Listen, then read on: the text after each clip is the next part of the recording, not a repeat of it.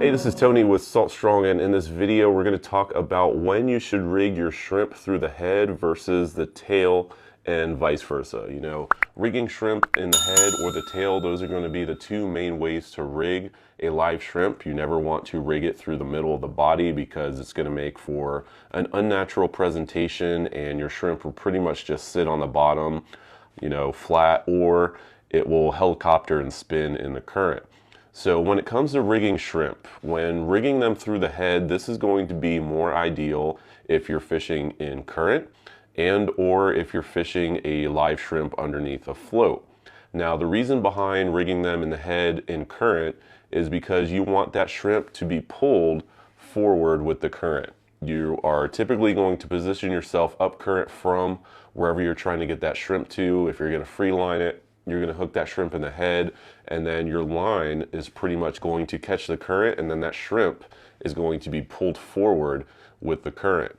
Now, if you hook your shrimp in the tail when fishing in current, what's going to happen is your shrimp is going to start to spin because that current is now, you know, catching the tail, and it's going to make that shrimp spin underwater, and it's just not going to be natural. So that's going to be the main reason when and why you want to hook your shrimp through the head. Now, also hooking a shrimp through the head, that's going to give it a more natural presentation in current and under a cork, because that allows the shrimp to kick its tail freely.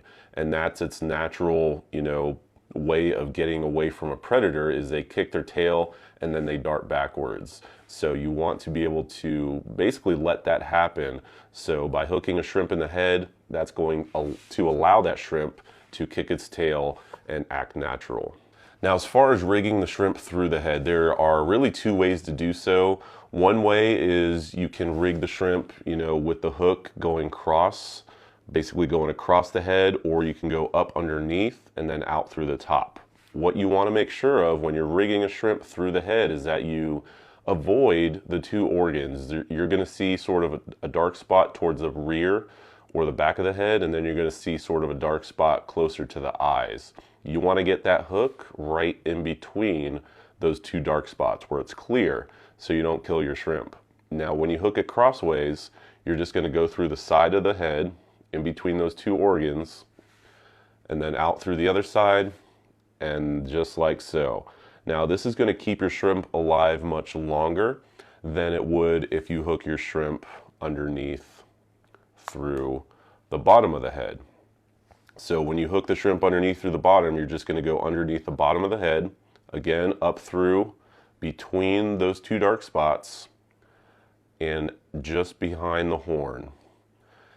Now, when you do this, this is actually going to allow you to cast a little better, and also it's going to keep the shrimp more streamlined in the water. And also when you go to retrieve your shrimp, it's going to make it more streamlined so it's not spinning around and helicoptering. Now, you can use circle hooks, you could use J hooks, whatever the case may be, the rigging is still going to be the same. Now, lastly, when it comes to rigging the shrimp through the head, ideally when you are using a float or a popping cork, this would be the best way to go, because again, it's going to keep the shrimp alive longer when you go through one side and out the other, as opposed to underneath and then out through the top. So go with this method if you are fishing it under a float or a popping cork.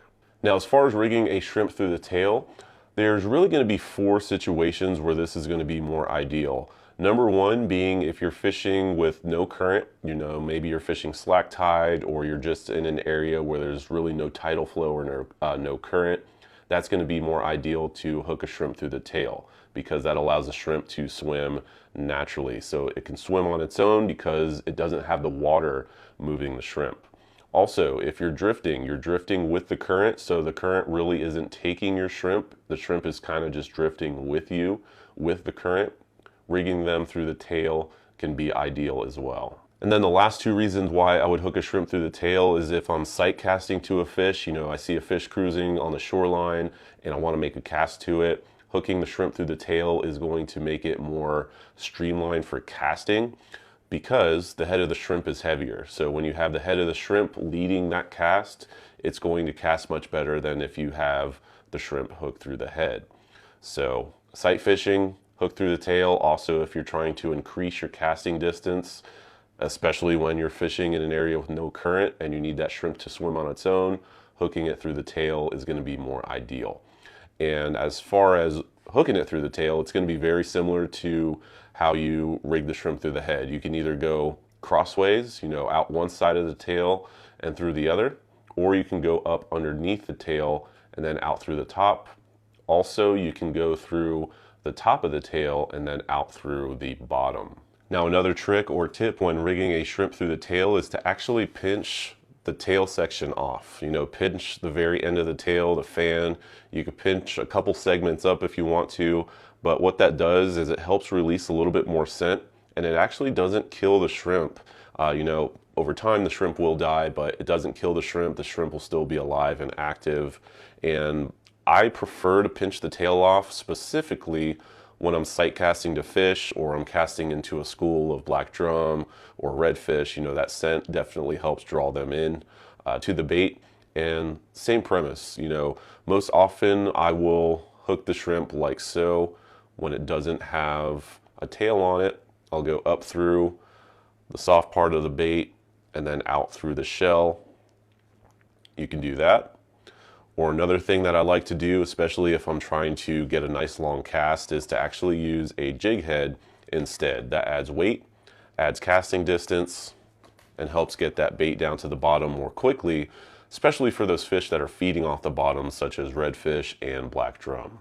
So what I'll do is I will put that jig head through the bait. Now, when you do use a jig head, you don't really have to go through the top. What I actually prefer to do is go through the bottom.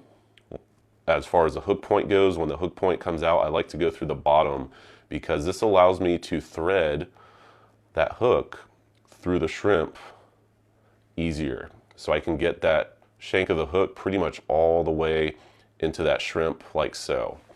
And there you have jig head pretty much rigged up, nice and close to the body, hidden, and you can cast this out to a cruising fish or tailing redfish, black drum, and hook up to those fish.